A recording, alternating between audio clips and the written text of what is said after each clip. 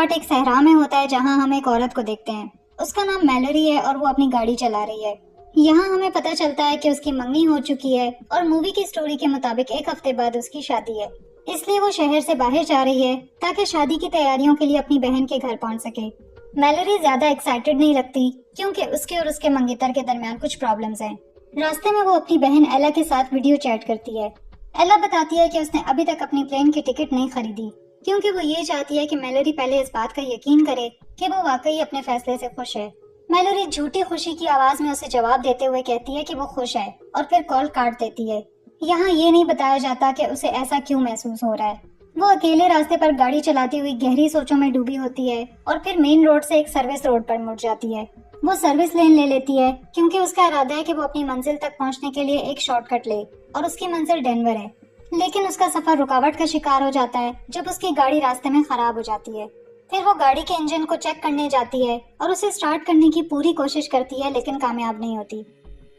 Mallory اب پوری طرح سے اس سنسان علاقے میں اکیلی رہ جاتی ہے اور اس کے پاس کوئی سگنل بھی نہیں ہے، یعنی وہ مدد کے لیے کال بھی نہیں کر سکتی. کافی وقت اپنی گاڑی میں گزارنے کے بعد جب وہ ایک سوڈا کین کھولنے کی کوشش کرتی ہے تو وہ پھٹ جاتا ہے اور اس کے کپڑے گیلے ہو جاتے ہیں. پھر وہ گاڑی کے پیچھے اپنے کپڑے بدلتی ہے اور اسی دوران اچانک کسی کی آواز سے وہ چونک جاتی ہے. وہ ایک آدمی ہوتا ہے جس کا نام کرسچن ہے. وہ آدمی اس سے پوچھتا ہے کہ کیا ہوا ہے اور اس کے لیے برا محسوس کرتا ہے کیونکہ وہ پھنس چکی ہے اور فوراً اس کی گاڑی کی مرمت کرنا شروع کر دیتا ہے. میلوری کی خوش قسمتی ہے کہ وہ آدمی جانتا ہے کہ اسے کیا کرنا ہے اور مختلف طریقوں کو آزمانے کے بعد آخر وہ کامیابی سے گاڑی کو ٹھیک کر لیتا ہے. میلوری اس سے امپریس ہو جاتی ہے اور اس کا شکریہ ادا کرتی ہے. وہ اسے پیسے دینے کی بھی کوشش کرتی ہے مگر کرسچن انکار کر دیتا ہے اور کہتا ہے تمہارا شکریہ میرے لیے کافی ہے. پھر میلوری اپنی گاڑی میں بیٹھتی ہے اور روانہ ہو جاتی ہے. لیکن جب وہ گاڑی چلاتی ہے تو اسے خیال آتا ہے کہ وہ آدمی تو پیدل تھا اور اس نے اس کی گاڑی بھی ٹھیک کی، تو کم از کم وہ اتنا تو کر سکتی ہے کہ اسے لفٹ آفر کرے. وہ اسے گاڑی میں بٹھا لیتی ہے اور وہ دونوں راستے پر روانہ ہو جاتے ہیں. لیکن یہاں ہم دیکھتے ہیں کہ کرسچن بہت باتونی ہے اور کوشش کرتا ہے کہ میلوری کے ساتھ بات چیت کرے. وہ اپنی باتوں سے میلوری کو امپریس کرنے کی پوری کوشش کرتا ہے اور خود کو بڑھا چڑھا کر دکھانے لگتا ہے. اچانک اس کا رویہ عجیب سا ہو جاتا ہے اور وہ کہتا ہے کہ قسمت انہیں ایک ساتھ لے کر آئی اور یہ سب کچھ اسی طرح ہونا تھا. جلد ہی پتہ چلتا ہے کہ یہ آدمی بہت ہی بدتمیز ہے کیونکہ وہ میلوری سے بہت غیر مناسب باتیں کرنے لگتا ہے.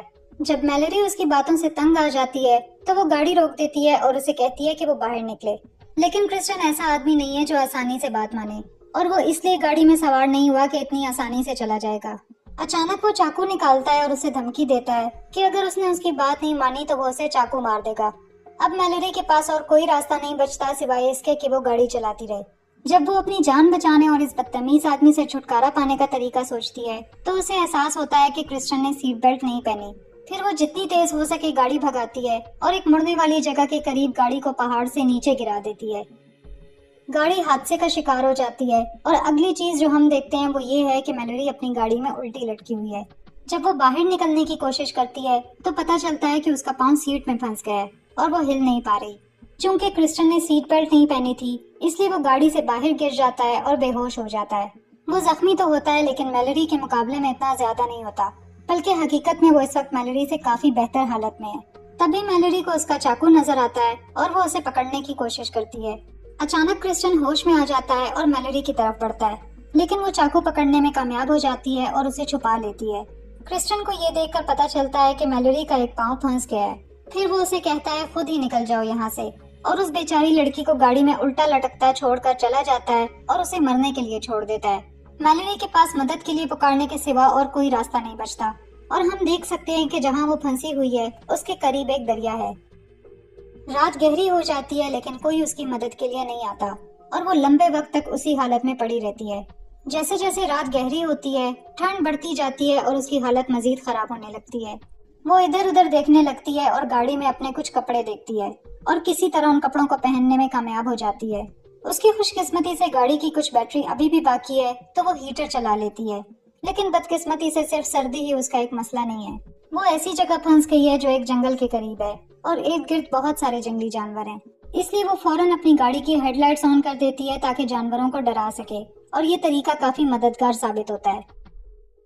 چمتکار کی بات یہ ہے کہ وہ کسی طرح خون جمانے والی اس رات کو گزارنے میں کامیاب ہو جاتی ہے اور بہت سی مشکلوں کا سامنا کر رہی ہوتی ہے کیونکہ اس کے پاس اب بہت کم پانی بچا ہے اور کھانے کو بھی کچھ نہیں ہے.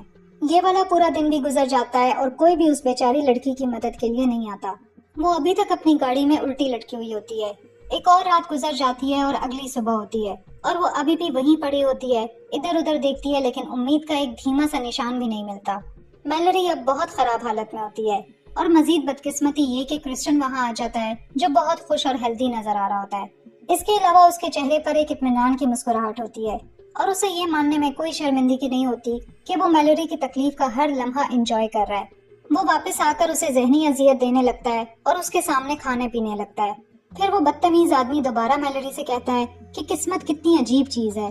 کرسٹن وہاں بیٹھ کر میلوری کی تکلیف اور اذیت کا مزہ لیتے ہوئے اسے بتاتا ہے کہ اس نے وہاں ایک کیبن دیکھا ہے۔ وہ کہتا ہے کہ ابھی وہ کیبن خالی ہے، مگر اسے لگتا ہے کہ وہاں ایک فیملی رہتی ہے اور وہ گھر پر نہیں ہے۔ کرسٹن یہ بھی دیکھتا ہے کہ میلوری اب زیادہ دیر تک نہیں رہے گی کیونکہ شاید وہ اگلی رات تک زندہ نہ رہ سکے۔ اس کے بعد وہ وہاں سے چلا جاتا ہے جبکہ میلوری اس کے پیچھے چیختی ہے اور مدد کے لیے گڑ گڑاتی رہتی ہے۔ اب تیسری رات آتی ہے اور باہر کافی اندھیرا ہوتا ہے۔ میلوری کو خوش قسمتی سے اپنی گاڑی میں ایک لائٹر مل جاتا ہے۔ وہ کچھ چیزیں جلانے کی کوشش کرتی ہے تاکہ اس سرد رات میں اسے کچھ روشنی اور شاید گرمی مل سکے۔ پھر وہ سو جاتی ہے لیکن زیادہ دیر تک نہیں سو پاتی۔ وہ چوہوں کی ایک فوج کی وجہ سے جاگ جاتی ہے جو اس کے جسم کے ساتھ کھیل رہے ہوتے ہیں۔ میلوری اب اس سب سے تنگ آ چکی ہوتی ہے اور وہ بہت غصے میں آ جاتی ہے اور غصے سے ایک چوہے کو مار ڈالتی ہے۔ تھوڑی دیر سوچنے کے بعد میلوری کو یہ محسوس ہوتا ہے کہ چوہوں کا آنا اتنا برا نہیں تھا کیونکہ کم از کم اسے کھانے کے لیے کچھ مل گیا۔ چونکہ وہ بھوک کی وجہ سے مر سکتی ہے اس لیے اس کے پاس اور کوئی راستہ نہیں بچتا سوائے اس کے کہ وہ ایک مردہ چوہا کھا لے۔ اگلی صبح میلوری جاگ جاتی ہے جب اس کا فون بجتا ہے۔ یہ اس کے موجودہ حالات میں سب سے بہتر چیز ہوتی ہے اور اس کے دماغ میں جو پہلا خیال آتا ہے وہ بچنے کی امید ہوتی ہے۔ لیکن اس سے پہلے کہ وہ کوئی کال کر پاتی کرسٹن دوبارہ آ جاتا ہے۔ جیسے ہی میلوری اسے دیکھتی ہے وہ فوراً اپنا فون چھپا لیتی ہے۔ کرسٹن دوبارہ میلوری کو اس کیبن کے بارے میں بتانے لگتا ہے اور کہتا ہے کہ وہ فیملی جو وہاں رہتی تھی اب واپس آ چکی ہے۔ پھر وہ یہ انکشاف کرتا ہے کہ اس نے انہیں ان کے ہی کیبن میں بند کر دیا ہے اور کہتا ہے کہ اب میلوری کو اس سے ڈرنے کی ضرورت نہیں ہے کیونکہ اب وہ میلوری کی مدد کرنے والا ہے تاکہ وہ وہاں سے نکل سکے۔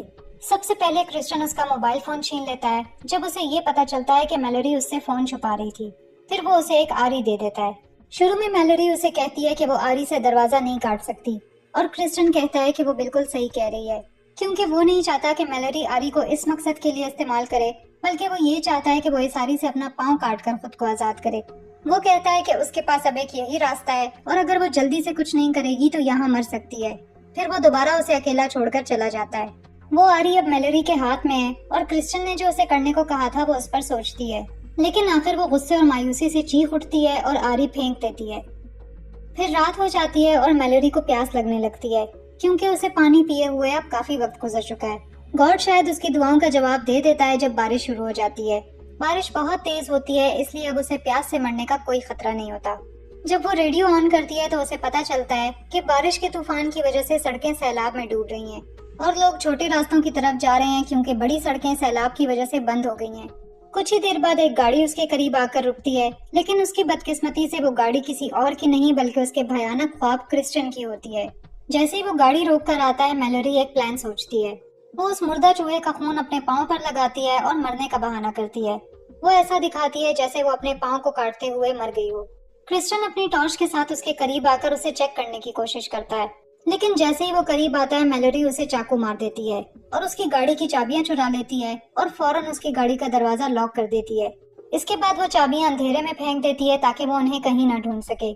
اب جو پلان اس کے مائنڈ میں ہے وہ یہ ہے کہ شاید کوئی وہاں سے گزرے اور اس کی گاڑی کو وہاں رکی ہوئی دیکھے۔ کچھ ہی دیر بعد ایک گاڑی آتی ہے اور یہ ایک پولیس کی گاڑی نکلتی ہے۔ جیسے ہی پولیس والا گاڑی سے باہر نکلتا ہے میلوری چیخنا شروع کر دیتی ہے تاکہ پولیس والے کی توجہ حاصل کر سکے لیکن طوفان کی آواز اتنی تیز ہوتی ہے کہ میلوری کی آواز آسمانی گرج میں دب کر رہ جاتی ہے۔ دوسری طرف کرسٹن مسلسل ایک بے گناہ آدمی بننے کا ڈرامہ کرتا ہے جو طوفان میں زخمی ہو گیا تھا اور پولیس والے سے کہتا ہے کہ وہ اسے قریب کے کیبن تک لے جائے۔ آخر پولیس والا کچھ سنتا ہے اور چیک کرنے کی کوشش کرتا ہے لیکن کرسٹن کسی طرح اسے اس بات کا یقین دلا دیتا ہے کہ طوفان مزید خطرناک ہوتا جا رہا ہے اس لیے انہیں فوراً روانہ ہو جانا چاہیے۔ میلوری مسلسل چیختی رہتی ہے مگر اب کوئی اس کی آواز نہیں سنتا۔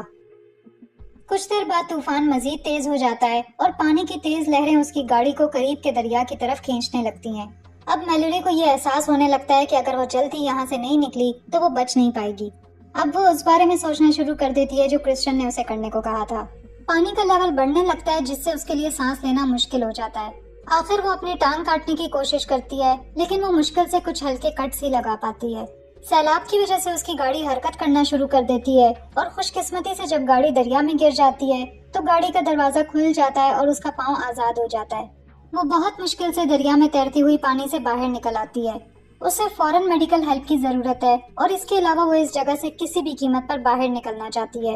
वो अपनी चोटों की वजह से चल नहीं पाती, इसलिए वो एक लकड़ी का टुकड़ा पकड़कर चलने की कोशिश करती है। दरिया से थोड़ा दूर ही उसे एक कैबिन नजर आता है और अंदर से किसी की आवाज आती है जो चीख रहा होता है। ये आवाज सुनकर मैलोरी फौरन उस तरफ बढ़ती है। अब जैसे ही वो करीब पहुंचती है, वो जिस लकड़ी का टुकड़ा पकड़े हुए थी वो जमीन में लगे एक बेयर ट्रैप में फंस जाता है, लेकिन खुशकिस्मती से वो ट्रैप से बच जाती है और दोबारा चलना शुरू कर देती है। इसी लम्हे मैलोरी को क्रिस्टियन की बात याद आती है जो उसने कैबिन के बारे में कही थी। अब मैलोरी को यकीन हो जाता है कि क्रिस्टियन शायद इसी कैबिन में होगा और ये बात माइंड में रखते हुए वो कैबिन के गिर्द चक्कर लगाना शुरू कर देती है। यहाँ मैलोरी देखती है कि क्रिस्टियन उस पुलिस ऑफिसर को मार रहा है जिसने पहले उसकी मदद की थी और उसने एक लड़की को भी यरगमाल बना कर रखा है। जब वो आहिस्ता आहिस्ता कैबिन के अंदर कदम रखती है तो वो देखती है कि क्रिस्टियन ने उस फैमिली को भी मार दिया है और फिर पुलिस वाले की गन उठा लेती है। मैलोरी चुपके से अंदर घुसने में कामयाब हो जाती है और लड़की को आजाद करने की कोशिश करती है, जबकि क्रिस्टियन पुलिस का यूनिफॉर्म पहने हुए होता है और अपना अगला शैतानी प्लान बना रहा होता है। कुछ ही देर बाद मैलोरी क्रिस्टियन के कदमों की आवाज सुनती है जो करीब आ रहे होते हैं और वो फौरन छुप जाती है। बिल्कुल इसी लम्हे वो पागल आदमी भी आ जाता है। मैलोरी गन उसकी तरफ करती है और कहती है कि अगर वो हिला तो वो उसे गोली मार देगी, लेकिन क्रिस्टियन मैलोरी पर हमला कर देता है। इस दौरान मैलोरी दूसरी लड़की से कहती है कि वो फौरन भाग जाए। वो क्रिस्टियन के साथ मुकाबला करती है और कुछ ही देर बाद वो उससे बच निकलने में कामयाब हो जाती है। जब क्रिस्टियन कमरे में आकर उसे ढूंढता है तो मैलोरी वहाँ नहीं होती। आखिर मैलोरी पीछे से हमला करती है और उसे दूसरी मंजिल की बैल्कनी से धक्का देकर नीचे गिरा देती है। क्रिस्टियन गिर जाता है और उसका पाँव एक बेयर ट्रैप में फंसकर कुचल जाता है। फिर मैलोरी उस लड़की के साथ नीचे आती है और क्रिस्टियन को उसका चाकू दे देती है। वो क्रिस्टियन से कहती है कि वो उसे वही मौका दे रही है जो उसने इसे दिया था। फिर मैलोरी किस्मत के बारे में बात करते हुए कहती है कि वो सही कह रहा था, शायद ये सब कुछ ऐसा ही होना था जब वो पहली बार मिले। मूवी के खत्म होने से पहले क्रिस्टियन अपनी चोट से तड़प रहा होता है और मैलोरी की कही हुई बातों पर सोच रहा होता है। फिर मैलोरी और वो लड़की सड़क पर चलते हुए मदद की तलाश में निकल पड़ती हैं और मूवी खत्म हो जाती है। मूवी आपको कैसी लगी कमेंट करके जरूर बताएं।